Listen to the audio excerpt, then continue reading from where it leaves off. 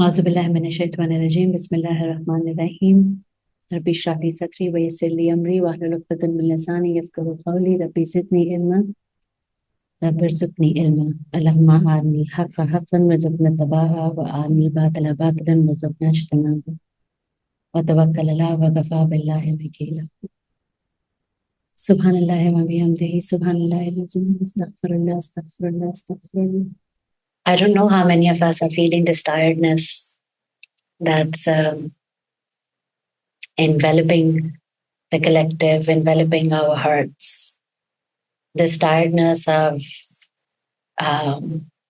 of being in the dark. Feel it has a lot to do with the change of the season as well, and of course the smog. And the more I tune into the smog, it feels right. It feels right for it to be there. Interestingly, it feels right for it to be there because when we've been living in a polluted environment on the inside for a long time, giving our power away to others, then there is a fog of a debris of powerlessness that envelops our hearts. And we believe that we don't have the choice or we don't have the responsibility and we don't have the means. And it feels right for that debris then to be exhibited on the outside because, this is such a powerful portal. These are such powerful times. Nothing can remain hidden. And we've been standing witness upon that. All the illusions that we had thought of what freedom or, human rights or what truth and the intentions of corporations, organizations, governments, the guises that the Musliman Ummah has been wearing, and they're putting their tunics on top of the hypocrisy, calling themselves the Arab world, the Muslim Arab world. Everything is up. Everything is up to be seen. Everything is up to be witnessed upon clearly because it's a strong divide and you can see clearly as to who's standing where and why. And so it feels right for this smog to be here. We've created it. I don't know why we're surprised by it. It's the same smog that we are living on the inside, not just on the outside. And we feel that we're doing right for our generations, for our communities, by staying comfortable in the places that we have chosen to be in, not speaking up for ourselves, not speaking up for our own well being, not speaking up for our own truths, not giving voice to our own truths. And because it's comfortable and it's extremely uncomfortable, jostling that status quo. And so obviously that debris is built on the inside. And we felt that we were doing everything right and our children are going to be okay. Our future generations are going to be okay. But the smog on the outside tells us nothing is okay. The smog on the outside tells us that there's a lot of work that needs to be done on an individual basis. But more than anything, this change of season and this pollution on the outside, the genocide on the outside, the voices of people that I have looked up to being silent, and me myself believing that I had a gift for words. I don't have words to speak of this immense grief that is lying like a boulder upon my heart for all of us, for myself and for all of us. And I was tuning into it. I was like, what is this grief? Where is this? Yes. There is a level of empathy that one can extend to people who are going through this constant strife in the world, in Palestine, yes, in Lebanon, in Sudan, in Congo, in Ukraine, in Afghanistan, in Iraq.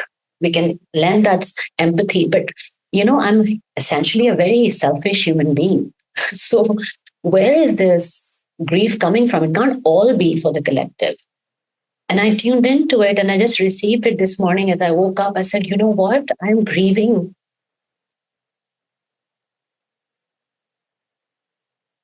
for warm, nourishing spaces.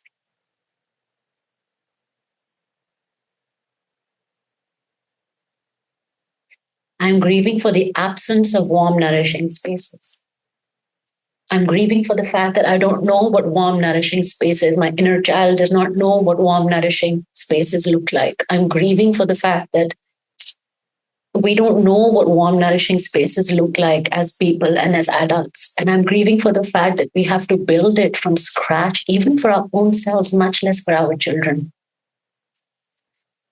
I'm grieving for the fact that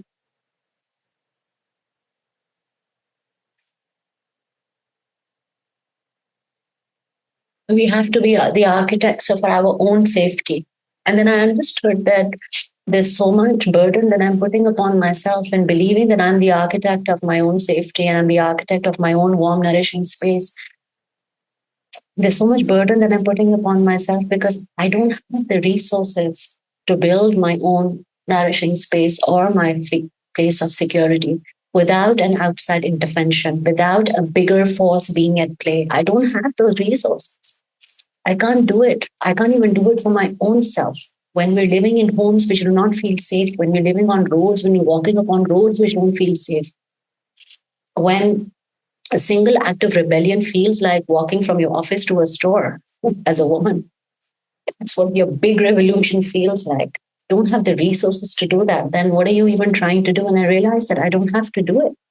I realized that I need to really, as powerful as I want my soul to feel, as powerful as we want our souls to feel like, as powerful as we want ourselves to feel like, and we want to be the architects of our own lives, and we want to be the conscious creators of our own lives. We want to manifest things of magnificence and beauty. And much as all of that, at the end of it, hum log fakir hain. We are fakir. We are dependent upon the one. We are fakir. And I love the concept of a fakir, jiske kandhe jhuke hue hote hain. हालांकि फकीर is one जिसके ऊपर फख्र आया हुआ होता है, poverty होती है. वो पॉवर्टी किसको कहते हैं? The true fakir, the fakir of the soul is इसके कंधे झुके हुए. किस चीज से? बोझ से. किस चीज के बोझ से? जिंदगी के बोझ से. क्योंकि ये जिंदगी बोझ है. It's not meant to be a liberated experience.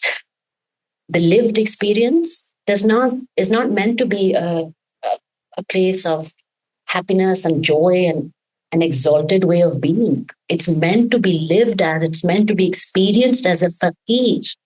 And this is not a spiritual point of view only, because as is true for the nature of this universe, when we begin to tune into one concept, कि वो जो झुके हुए कंधे हैं एक बोझ से, जिसको फकीर कहते हैं, that fakir is honored in the spiritual realms.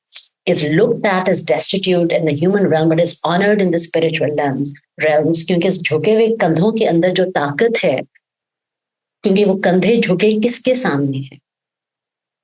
जो झुके हुए कंधे और जो झुकी हुई गर्दन है, वो किसके सामने है? In front of Malikul Mulk. And I understood that it's not just a spiritual concept, it's not a religious concept. Subhanallah, the 12-step program for addicts.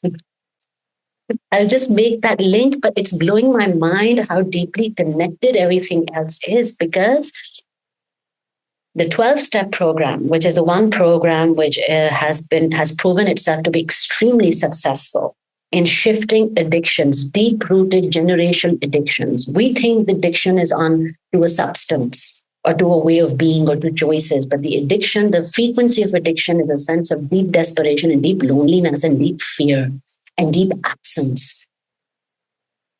And so the 12-step program, the first step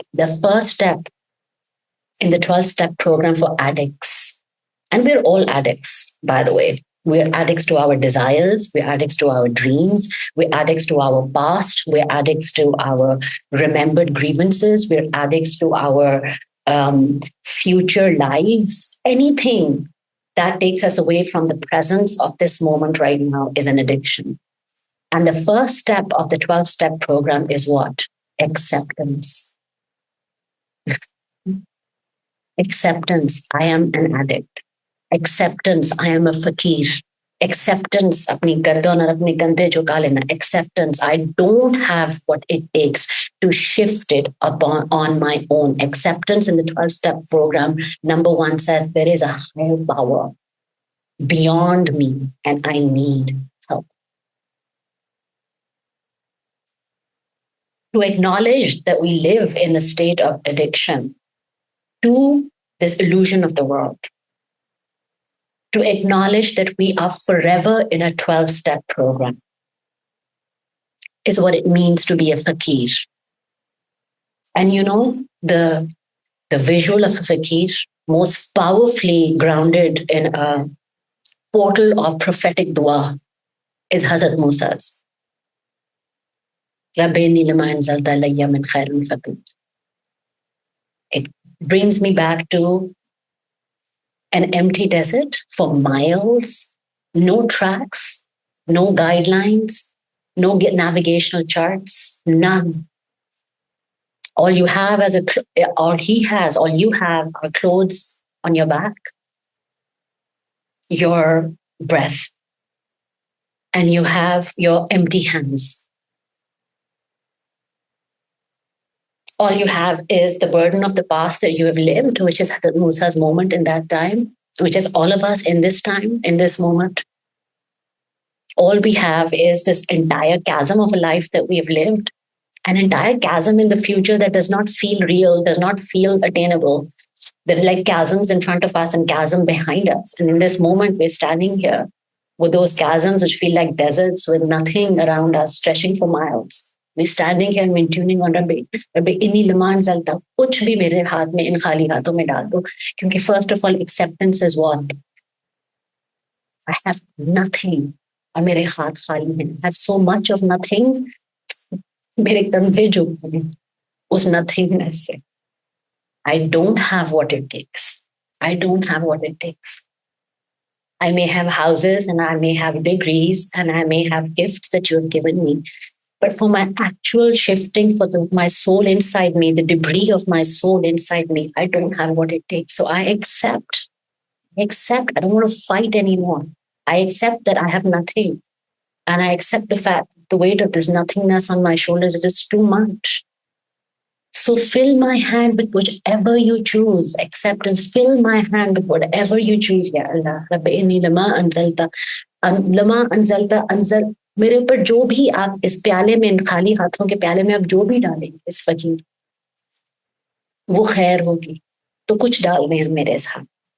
So this deep sense of acceptance and just sitting down in that place and not choosing not to walk another step. The first step of the 12-step program. Because no matter who we are, no matter what geography we live in, no matter what role we're playing in our lives right now, no matter which relationships we are struggling with,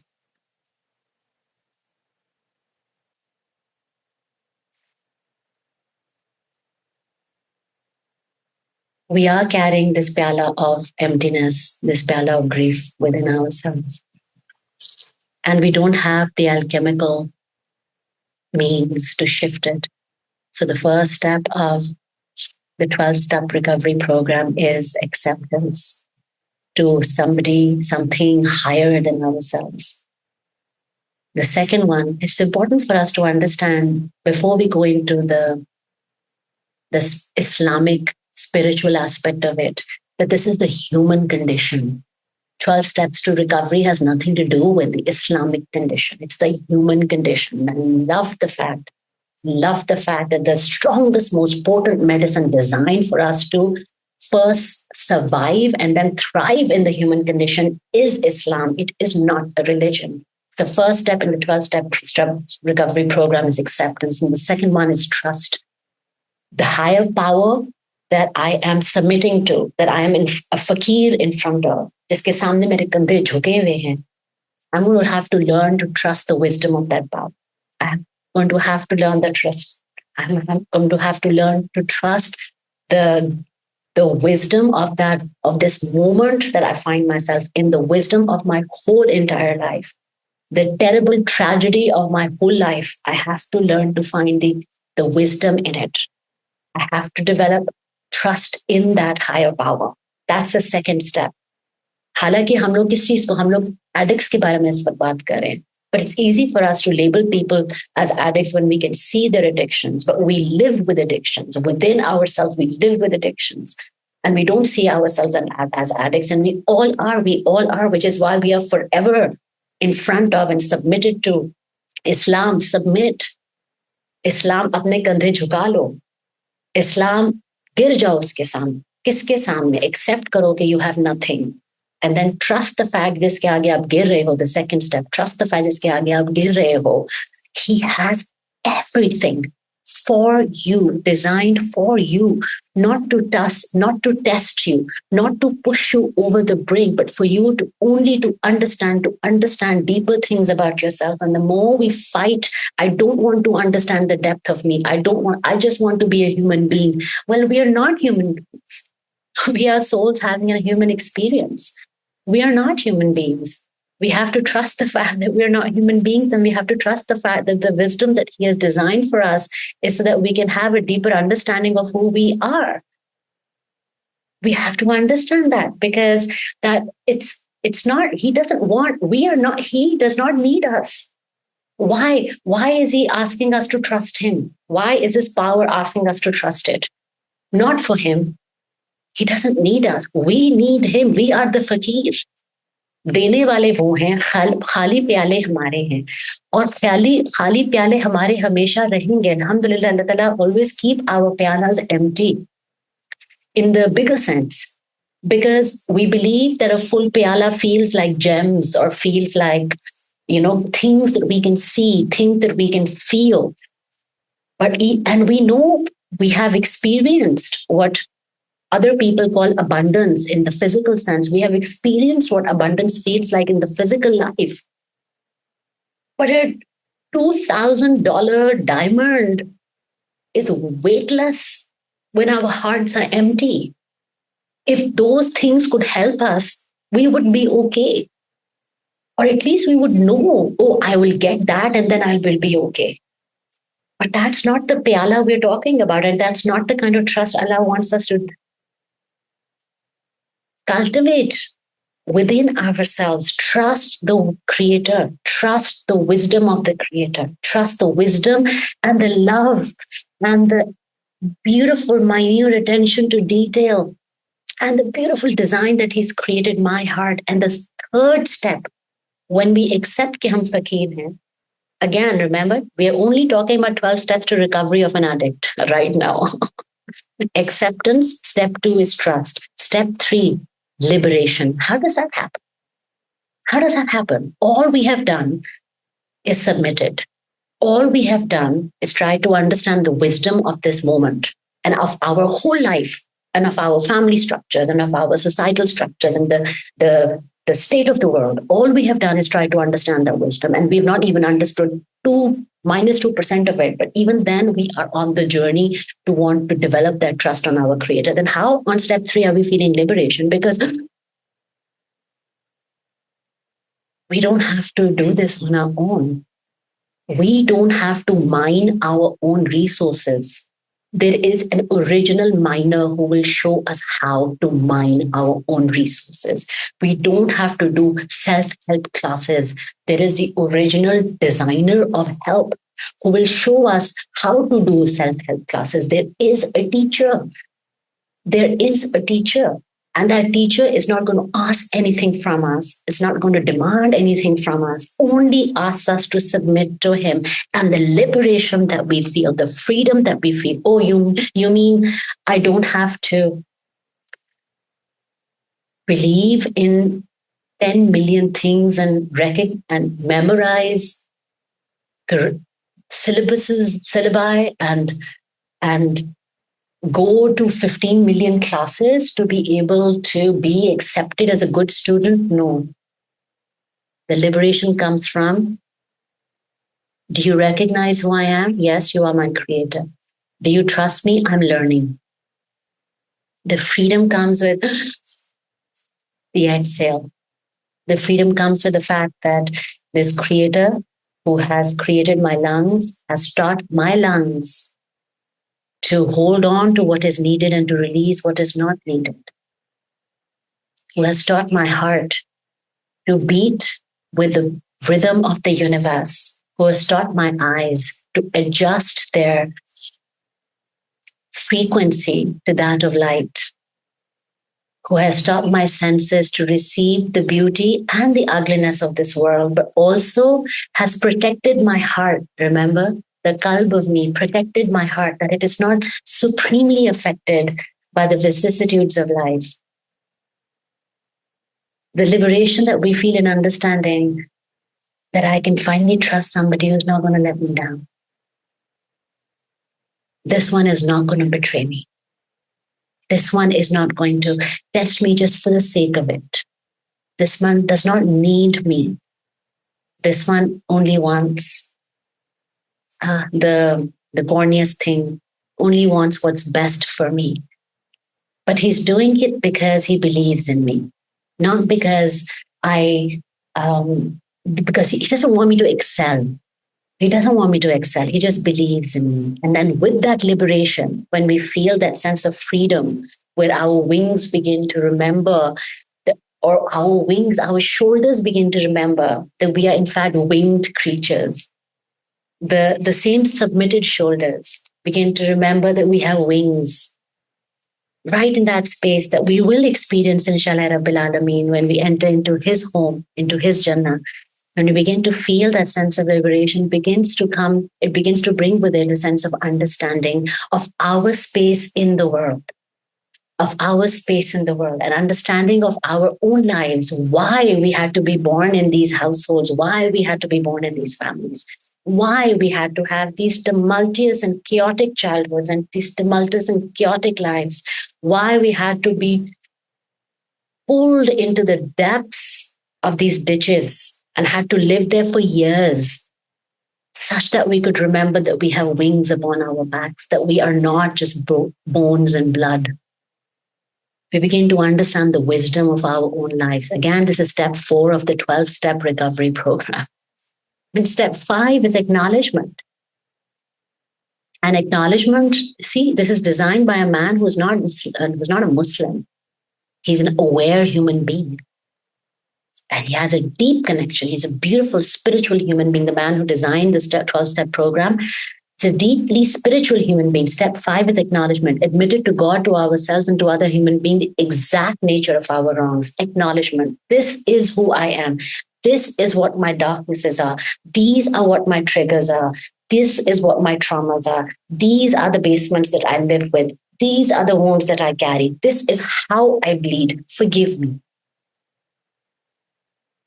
This unapologetic, and I mean it, this unapologetic bringing up of our shadows.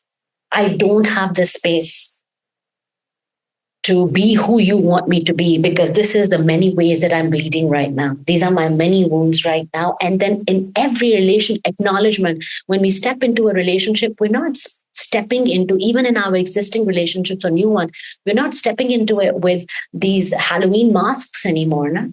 We're not these beautiful smiles and these glowing skins and these perfectly turned out clothes and the way that we speak. And we're not here to distract others from ourselves.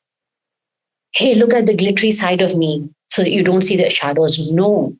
Then the shadow and the light both step into it. And this is who I am. This is what my wounds are.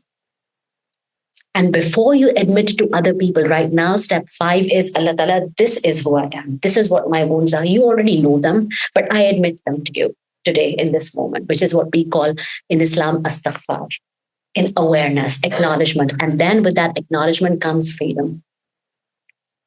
Not liberation, not this sense of, I can breathe, but freedom. I don't have to remove them anymore. There is a higher power that will help me do it. There's a higher power that will help me. And there's a higher power that will cleanse me. The rain that he sends, the tears that he sends through my eyes, this illnesses that he sends my way, subhanallah, and the hardships that he sends my way, and the challenges that he has designed my life with is why all of these defects, these cracks in my own self and in my life. Why? So that each defect, each crack helps me heal, helps me cleanse even more. Not just my own defects, not just my own cracks, because remember, we are in the sea of our ancestors. We heal it for our parents, we heal it for our grandparents, we heal it for theirs and theirs and theirs, and then we heal it for our children and theirs and theirs and theirs. So, in this moment of freedom where we are releasing ourselves into the Raham of Allah, releasing ourselves into the Raham of Allah. If we believe that I was having this conversation with a friend who connected with me about my God, after 8 years, randomly, and she messaged, after 8 years, and she said, how are you? I said, I'm well, and also in the well. That's Yusuf. Subhanallah. And she said, when does this well ever shift? And we began to talk, but then it kind of shifted to a different analogy. And she said, like, it feels like I'm rowing a boat and I plug one hole and another one comes up, and I'm rowing for a while and everything's okay. And then another hole, and something is always leaking and I don't know what to do anymore. And I said, chuck the boat, chuck it, forget it, chuck it away. Throw away those oars and chuck the boat and jump straight into the water. Because you cannot row. Who is the one who is the one who's put you in the sea?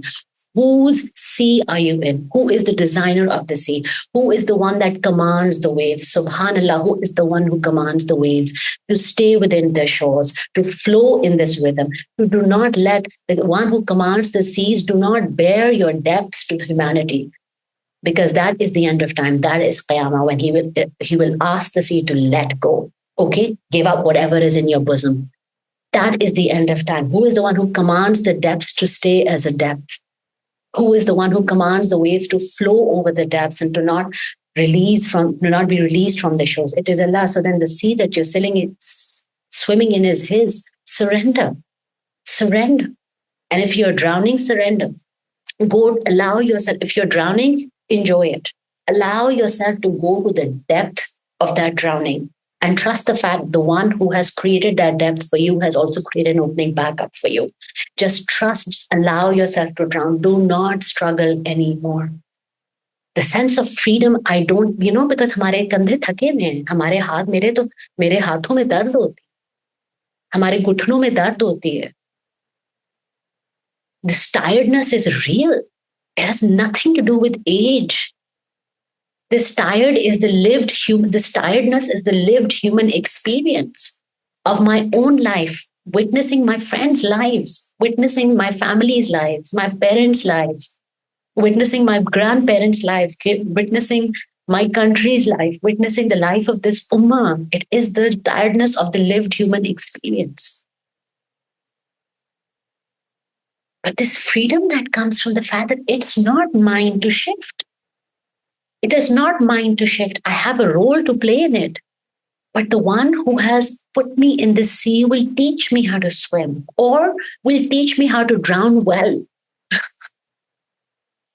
or will teach me to shift what drowning feels like into beautiful underwater scuba diving experience. He will teach me to breathe underwater. In the beginning again of my journey, when I used to feel like drowning and I would allow myself to drown, and I was like, okay, I believe that air is up there. I believe that my lungs are not created to breathe underwater.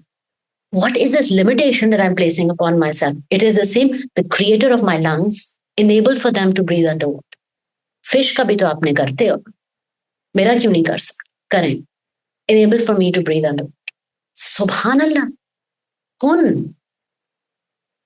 And I've been fortunate enough to be in one of the classes of Ibn Arabi, who is a beautiful teacher of Islam in the original tenets, because he goes into the root of the Arabic. He is an Arabic teacher, root of Arabic. And unki classes ho rahi. And he says something so beautiful about kun. It's like हमारा ख्याल है कि उन्होंने एक दफा kun कहा और फिर फयकुन हो गया. So there is a past we are assigning, but Allah is Hayy. Ya Hayyu Ya Qayyum, Hayy, present now. One who dies Shaheed, Shahid. And Muhammad sallallahu alaihi wasallam has been made to be a Shahid upon his ummah. Every prophet is made to be a Shahid upon their ummah, a Shahid alive now. What he says is kun. He has never stopped uttering kun. Forget fire kun. Fire kun is the illusion. Fire kun is the illusion of the human experience. He's not ever stopped uttering kun. So in some of our sessions, when I say go back to that moment of creation, because it's still there, it's not going back, it's tuning into that your own moment of creation, your own moment of creation, your own moment of every lived experience as a soul, which is folding right now as we speak, because it is all happening now. There is a continuous kun being uttered by our creator, and that kun, anything. Kun is a portal of all probabilities that we cannot fathom because it is his kun. So when we ask him, when I ask him, okay, you who is right now in the process of creating my lungs, which I believe I already have because I already believe I'm a human being, fashion them such while I'm drowning, fashion them such so that they can breathe underwater. Who am I asking from? The one who created me from a fusion of a sperm and an egg, where these two cells met and billions were born, and those billions remembered the lives of all my ancestors, which are my genes. Look at who we're asking from. How is this freedom not felt and vibrating in every cell of our body when we say, Ya Allah, remove our defects from us because we do not have the resources? Of course, because He's the creator of my soul. He is the only one who has the power to do so. And when we experience that freedom, which is step 6, comes growth. Then we begin to grow. Then we begin to imbibe, even if it is a minuscule milk drop of it. We begin to imbibe growth. We begin to imbibe fearlessness. Even if it is a minuscule milk drop of it, fearlessness. Subhanallah, I was watching this interview of Ali, the boxer, Muhammad Ali, the boxer. And he was in an interview with an Englishman. And he was saying, okay, why don't you walk around with your bodyguards? It's like, I have a bodyguard. What do you mean? I'm the creator of all universes as my bodyguard. When he calls my breath back to him, who can stop it? Who can stop it? Subhanallah. In Surah Waqia, Allah Ta'ala speaks of, right? Allah Ta'ala, I believe it's in Surah Waqia when it says, yes, it is. It's like, okay, you think you have power? You think you have power of any nature? You think you can change anything or shift anything? You think you have it? Okay. Sit by the one who you love is dying. Sit by them. Grief, my love, grief. Sit by them. Call back their breath. Call it. Who does it answer to? Can you call back their breath? Who does your breath answer to? We feel we are enabling our lungs to breathe better. How do we survive in the smog? You ask. Why does it not affect some?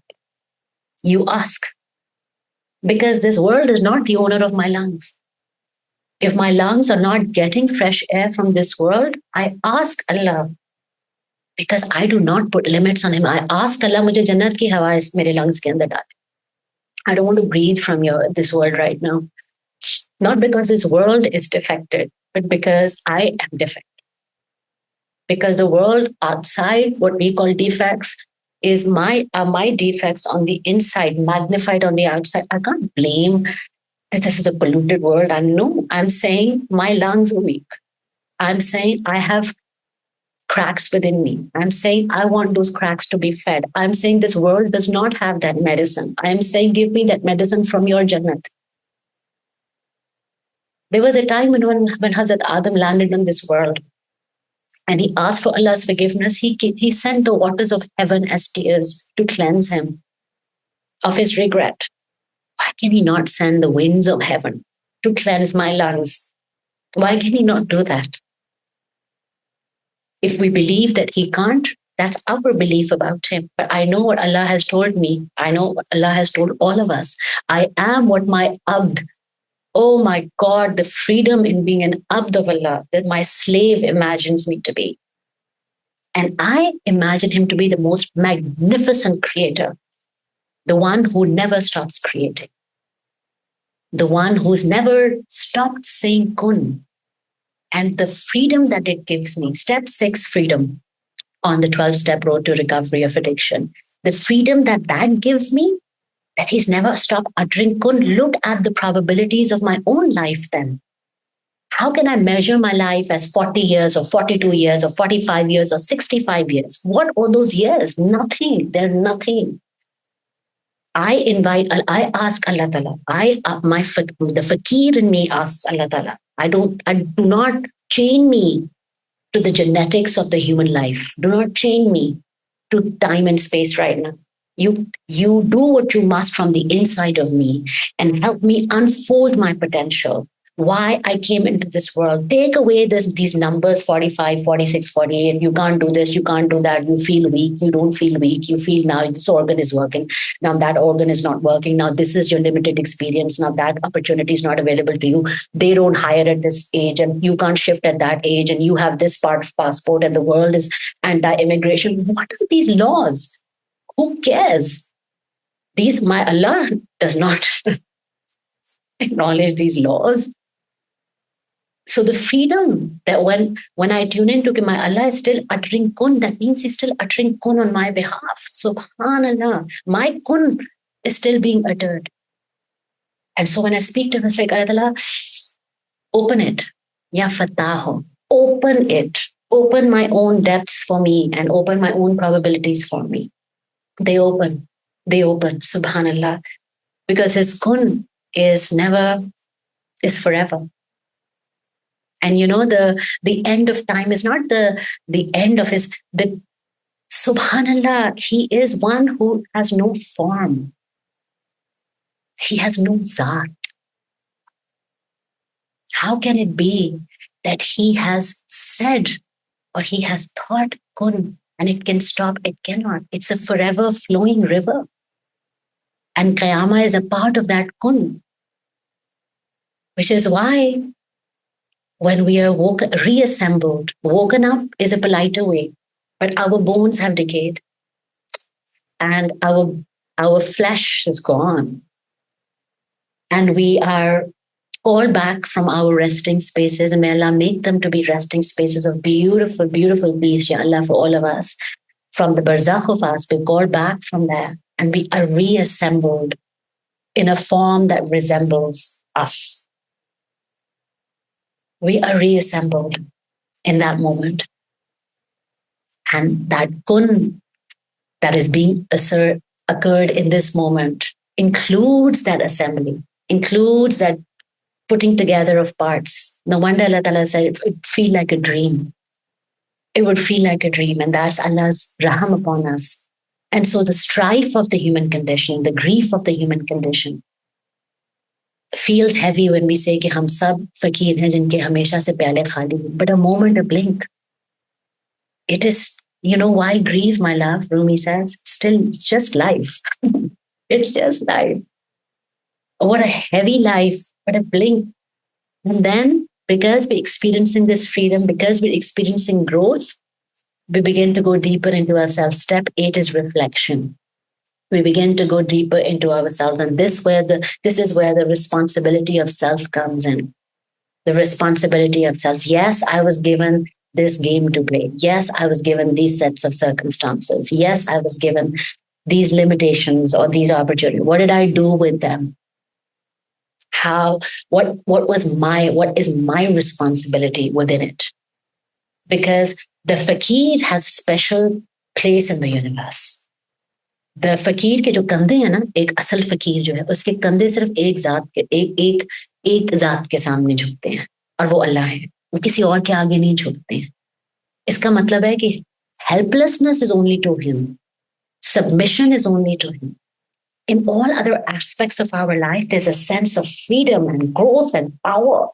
What can I do to shift this? What can I do to shift this? And this responsibility, this reflection, what has been my role in the relationships that I've been in? What has been my role in the places of extreme abuse that I've been in?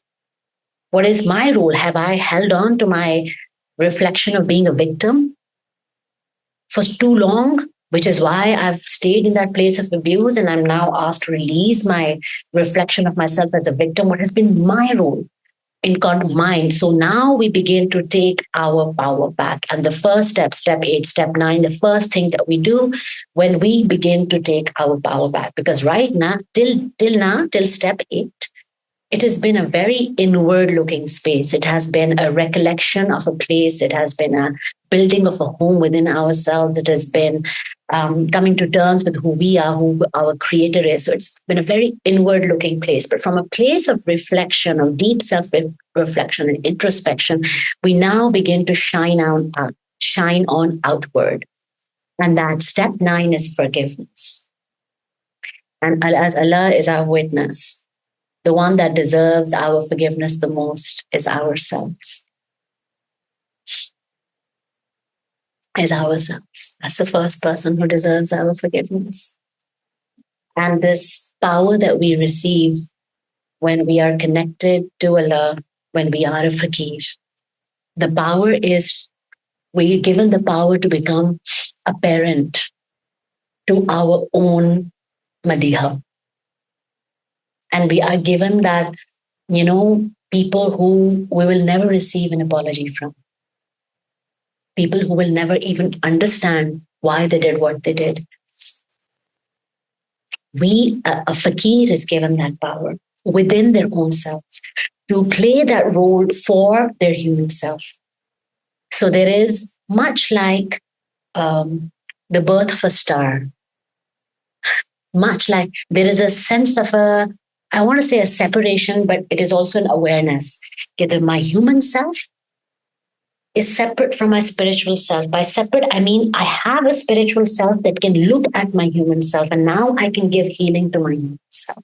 So we become our own doctors, the self-forgiveness, the parents that we did not receive the apology from, the spouses that we did not receive the apology from, the children that we did not receive the apology from, the friends or the people who have harmed us, and anybody who we have not, our abuser, we've not received an apology from. We become that parent that begins to extend that forgiveness. First of all, to our abused self. And when we begin to receive that forgiveness from our Allah self, from our spiritual self to our abused self, that it's not your fault, we begin to feel stronger to then extend that forgiveness to others who have harmed us. The chain reaction starts automatically. That is unstoppable. That's the way Allah has designed this universe. But the gift of a fakir is that he does not need another person to heal him or her. The gift of a fakir, he does not need another person to say sorry to them for them to be able to forgive them.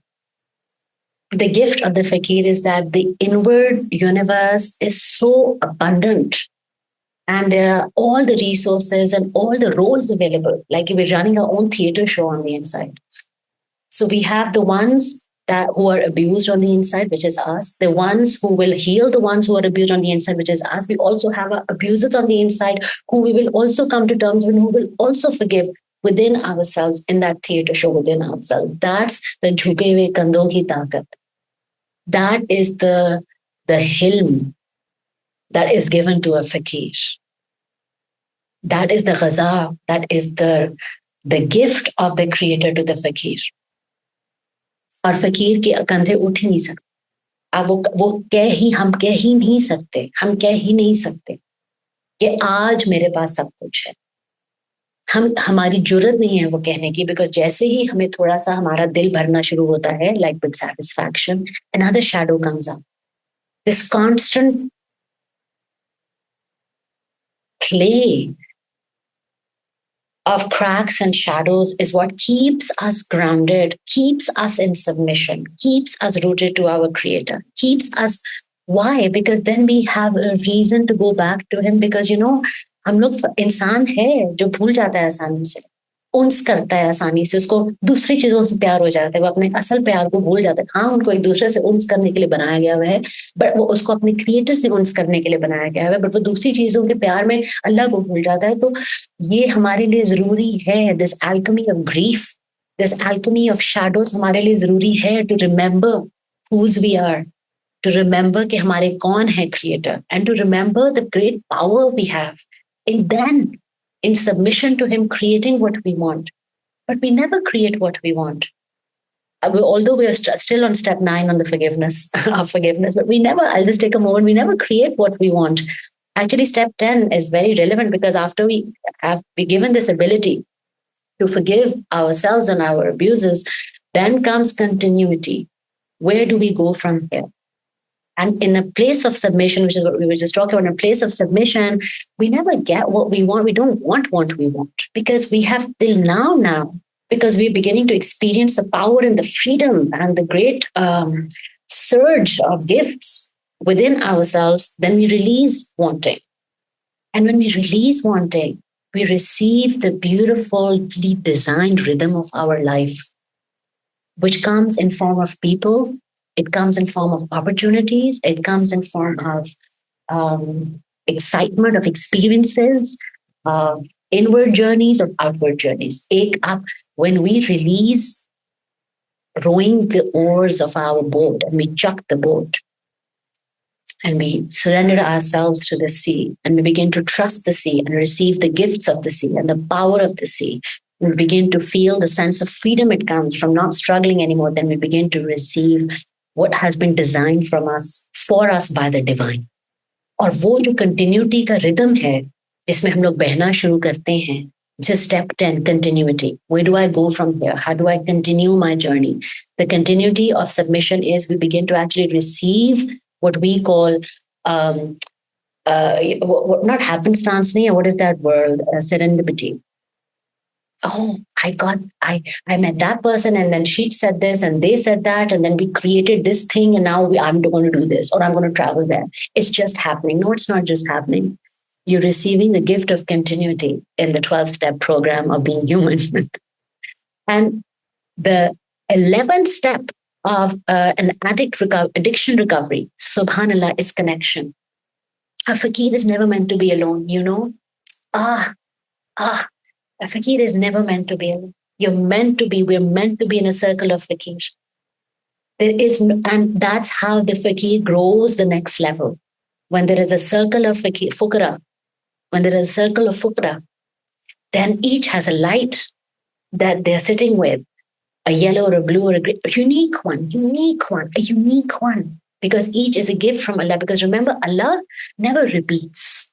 Allah as a creator, as a khalik, it is not in his, it does not become him to repeat his creation.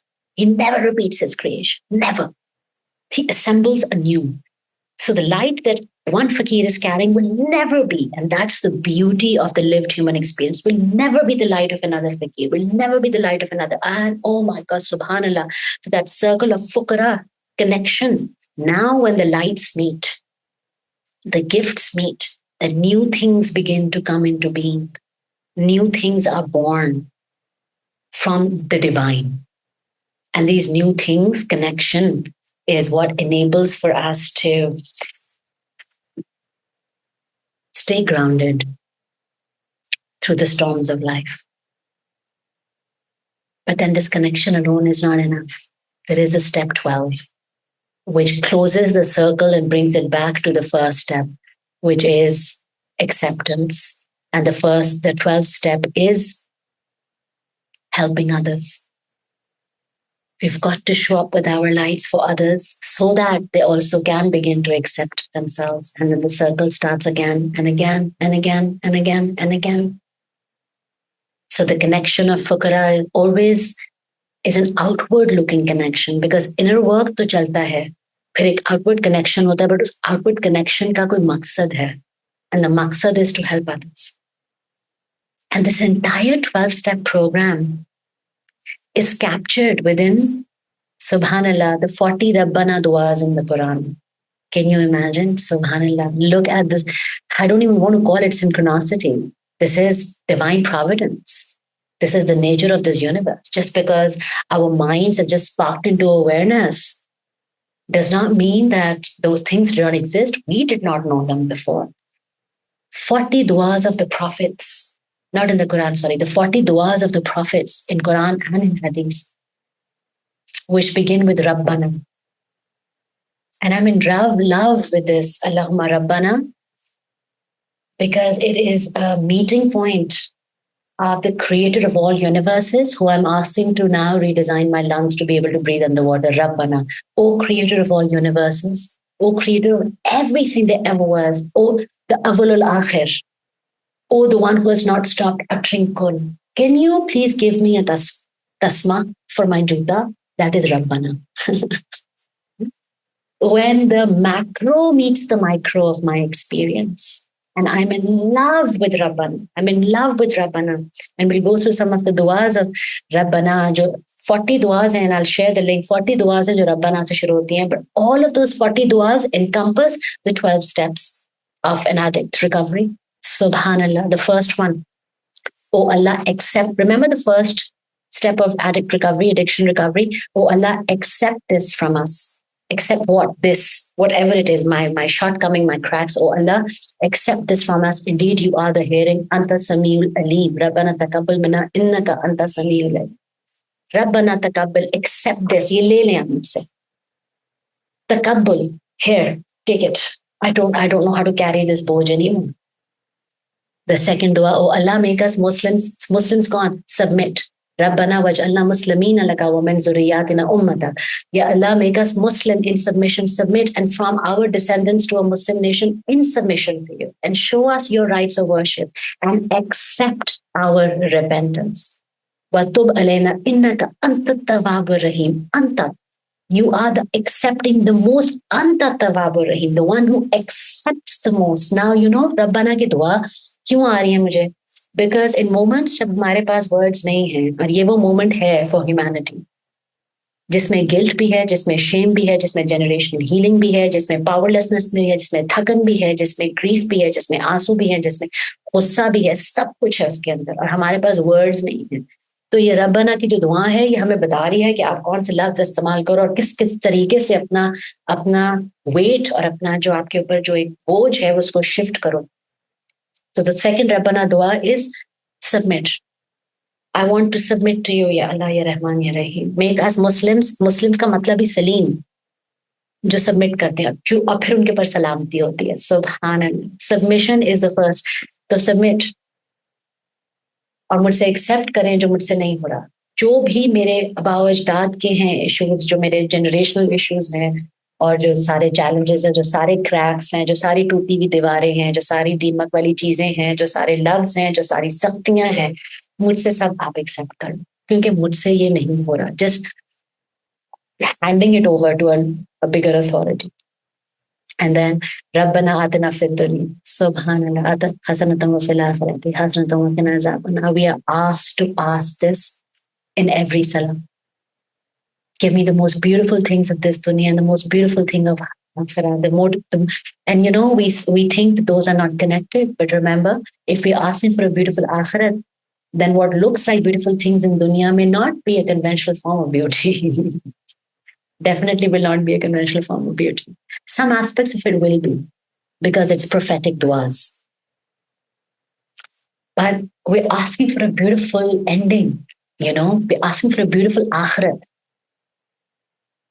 अगर उस आखिरत के साथ कौन सी खूबसूरत चीजें हमें दुनिया में मिलेंगी, then we have a different way of being in gratitude for the things that we have right now.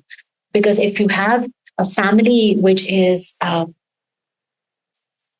test upon you, if you have children which are a test upon you, if you have your own zaat which is a test, if you have your own health which is a test upon you, it is a means for us to receive a beautiful akhirah. And I say this about my daughter, who is not a test upon me. I am a test upon her as a parent. Astaghfirullah. She's on the autism spectrum. And I say this about her कि अल्लाह ताला ने जब सब कुछ उन्होंने सारा कुछ करके देख लिया ना कि ये तो नहीं शिफ्ट हो रही है, तो उन्होंने कहा अच्छा wait, let me find a way for her to somehow get into Jannah. And the only way that he was perfectly designed for me is a girl who does not leave my side. So 100% जब वो जन्नत में जा रही होगी इंशाल्लाह, because वो तो है ही जन्नत में, तो वो तो जन्नत में, because she doesn't know how to live, and she has no idea of what shadows are, doesn't know how to lie, doesn't know how to speak, doesn't know how to do anything. She is who she is. So जब वो जन्नत में जा रही है, उसने कहा मैंने तो अपनी अम्मा के बगैर जाना ही नहीं है. So she is the one. Even if I am like astaghfirullah, and वही इसी का है, हसनत वक़ना अज़ाबुन्नार, या अल्लाह, not a moment of that fire to touch us. Subhanallah, but even if I'm in the furthest ends of life, of the universe as I know it, Allah will have to call me and कि आपकी बेटी आपके बगैर अंदर नहीं जा रही, because उसने नहीं जाना उस time पे. But the submission in the fact that because I have asked you, or because my grandparents, और because their grandparents or their grandparents or theirs, या किसी ऐसे इंसान ने जिसके लिए उसने हमारे लिए दुआ की थी कि या अल्लाह इसको इसकी आखिरत खूबसूरत करना, तो फिर हमारी जिंदगी उस आखिरत के मुताबिक डिजाइन होना शुरू होती है. और वो चूंकि वो आखिरत में खूबसूरत होना है, तो हमारी जिंदगी will go through its own forms of creation. Destruction and creation, destruction and creation. But subhanallah, alhamdulillah, क्यों? क्योंकि हमारी आखिरत खूबसूरत हो. And so रब्बना आतिना फिद दुनिया, we're asked to remind ourselves that what we're aiming for is a खूबसूरत आखिरत. And then, of course, it is sabr. Oh Allah, pour upon us patience. Sabra wa sabti aqdamana. कि हमारे, and plant our feet firmly, and give us victory over disbelieving people. And you know what? It's easy for us to create enemies out of other people, and some are, of course, an outright enemy. But in this moment, the biggest enemy is my own nafs. So whatever battles we are fighting, whether those are outward looking or inward looking, Ya Allah, Ya Rahman, Rabbana, Ya Allah, give me that sabr and that steadfastness, that rootedness, that anchor in the zameen of my faith, so that I can overcome my enemy. And remember, the enemy is always, the first enemy that we have is within. And then Surah Baqarah की आखिरी जो 2 आयत, उसमें भी रब्बना ला तुखिजना इन्ना नसीना व अख्ताना. Oh Allah, do not impose blame upon us if we have forgotten or erred. And you know, forgetfulness is imposed, self-imposed as well. Because हमें कुछ चाहिए, बहुत जरूरी चाहिए, बहुत दिल कर रहा है, बहुत स्ट्रॉन्ग डिजायर, तो हम भूल जाते हैं कि हमारा पाथ क्या है उस डिजायर के पीछे. So forgetfulness is self-imposed. And I love that's why being asked to recite Surah Baqarah ke at least aakhri 2 ayah every night. Do not impose blame upon us if we have forgotten or erred. Because do not impose blame upon us matlab ye कि give us grace. Give us grace, shower your grace upon us. कि जब हम लोग अपनी desires के पीछे भागना शुरू हो जाते हैं, हम लोग भूल जाते हैं. Give us grace for us to come back home. और इसके साथ की, and it's a powerful dua of repentance. और उसके साथ ही वही वाली दुआ, रब्बना वला तहमिल अलैना इसरा कमा हमलतहु अलल लज़ीना मिन क़ब्लिना. Do not lay upon us a burden like that which you laid upon those before us. Subhanallah. Do not give to us the same darknesses with no access to your noor, because the life was so hard that you gave to our parents, our grandparents. And most of us are children of immigrants. Most of us are living through post-colonial generations, post-colonial traumas. We believe that just because हमारे abusive households, if we come from abusive households, we believe that that's our parents' fault. Not saying it's not their responsibility, but we believe it's their fault. But subhanallah, हमारे उनके दादा ने और उनके दादा ने और उनके दादा ने जंगें लड़ी हुई हैं, जंग के मैदानों में, और वार खाए हुए हैं और वार किए भी हुए हैं. There is a lot of heaviness, burden of violence that most of us as post-colonial children, most colonial generations are embodying. So there is a burden upon us. It's a remembered burden. So help us shift it. Help us be kinder. Give us more grace so that हम लोग अपनी तलवारें मत उठाएं जब हमें दर्द होती है दूसरों की गर्दनें काटने के लिए. हमें अपनी हमसे हमारी तलवारें ले लो. Let us only unsheath our sword upon our own nafs. Let us not do it to another human being anymore, much less our families and our children, or our friends and our communities and strangers, people on the road and people in cars. Don't make, just allow for us not to unsheath. और ये हमारी बस की बात नहीं है, you know. इतना strong generational trauma, जो भी हमारे traumas हैं, उनको shift करना हमारे बस की बात नहीं है. So there we ask Allah Ta'ala for an intervention. Allah Ta'ala, the great intervener. And then do not burden us with that which we cannot bear, and pardon us and forgive us. وأنت مولانا فانصرنا على القوم الكافرين ربنا ولا تحملنا ما لا طاقة لنا به. Do not give us حمل ولا ربنا ولا تحملنا. हमल का क्या मतलब, एक wait, जैसे एक औरत एक बच्चे का वेट उठाती है when she's pregnant. There's a weight that she's carrying upon herself which is visible, which brings her down, which limits her resources for that time. So do not burden us that which we cannot bear. And pardon us and forgive us. रब्बना, वो भी रब्बना से शुरू है हर जगह. रब्बना ला तुज़िग़ क़ुलूबना, ये तो हमारे लिए बनी हुई, मेरे लिए. रब्बना ला तुज़िग़ क़ुलूबना बअद is हदायतना. Oh Lord, do not let our hearts deviate after you have guided us. min ladunka rahmatan innaka antal wahhab. हर तरफ अंतल वहाब है, हर तरफ अंतल वहाब है. ये भी नहीं, innaka antal wahhab. Ant, like the extreme of the one who bestows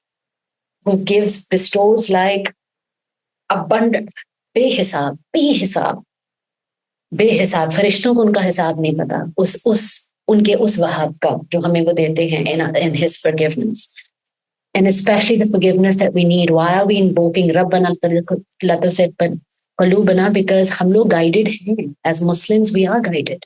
We can't say we do not get the message. We cannot say that we were lost. We cannot say हम लोगों ने अपना मुंह मोड़ा हुआ है. So we have been, that's why we need Antul Wahab, the one who will not keep hisab, the one who will not count in his forgiveness upon us. Because we are guidance, a beautiful dua for guidance, especially for us as believers. And there's so many beautiful, of course, duas of Rabbana, Faghfir Lana, dua. Har jo Rabbana ki, and I'll share the link, har 40 duas of Rabbana hai. What do they encompass? They encompass acceptance. Help me accept who I am and help me release myself to you, Ya Allah, Ya Rahman. वो उसमें trust है, Ya Allah, help me trust you more. Help me release my burdens to you. Help me trust the sea that I'm in. उसमें एक sense of liberation है. I don't have to do it alone. Allah has a design for me. उसमें a sense of release है. उसमें एक understanding है कि you have the wisdom. You have the wisdom and I don't. And help me see the wisdom. In Sari Rabbana ki dua mein acknowledgement hai कि I know nothing and then the weight that I'm carrying is everything. The weight that I'm carrying is too much and I can't do it on my own. Oh my God, this hyper independence that we have, I cannot do it on my own. When we acknowledge, we begin to receive the freedom. We begin to receive the freedom. Ya Allah, help me. The beautiful Aakhira that we're asking for through Rabbana ki dua is, Ya Allah, help me gear my life. Help me adjust my compass to my Aakhira. And then everything else shifts with it. And the freedom that comes with it, the sense of freedom and the power that comes with it is what we begin to experience through Allah's experiences. He begins to send us abundance. Because iske baad hamari growth honi hai, step 7. He begins to send us beautiful, powerful, activating experiences, which has abundance that we're seeking in it. Kyunki fakir poor hai in his own resources, upon his own self. But he is a king when he is a fakir in the kingdom of his creator. So fakir is never poor. And I do mean it in the worldly sense also. He's never poor. As long as he knows कि उसके पास वो जो risk है और वो जो पूरा उसके पास जो रिवर्स इस वक्त खुले हुए हैं abundance के, वो किसने खोले हैं, वो कहाँ से आ रहे हैं.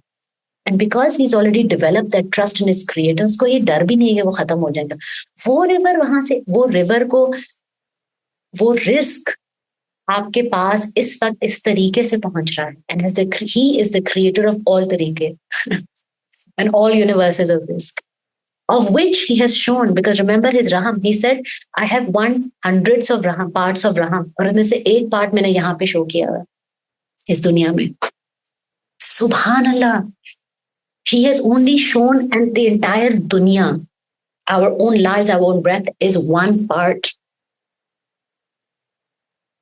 of his Raham that he says, I've kept with me on the day of Qiyam.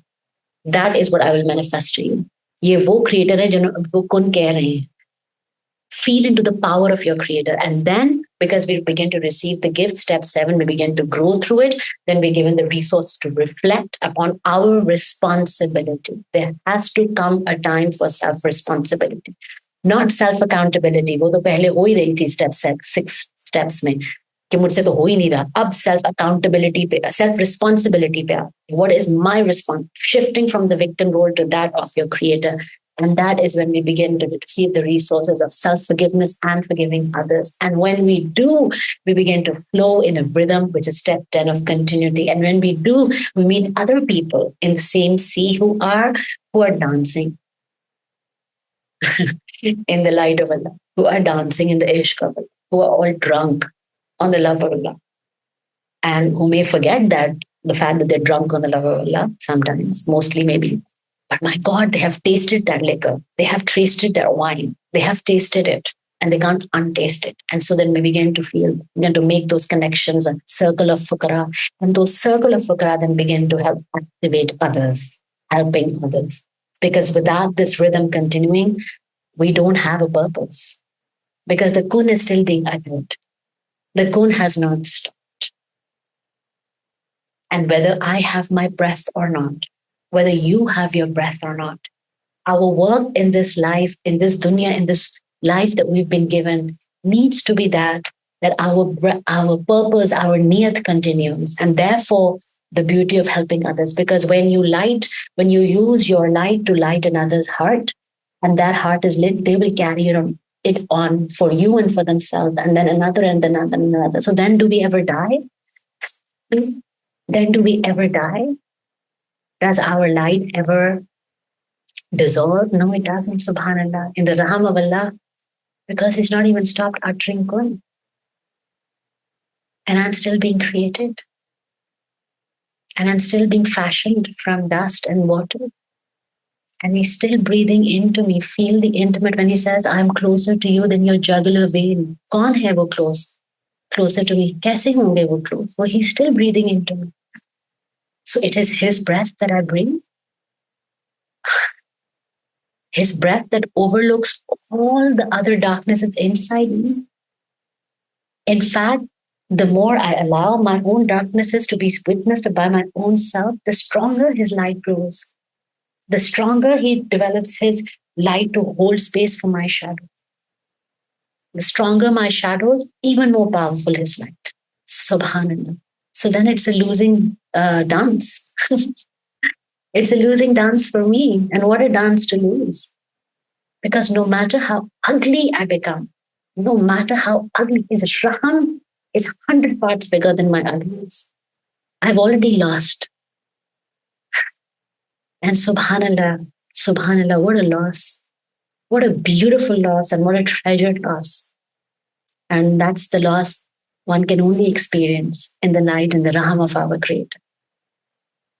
The one that elevates us to a station that was not even given to angels. Subhanallah. Subhanallah.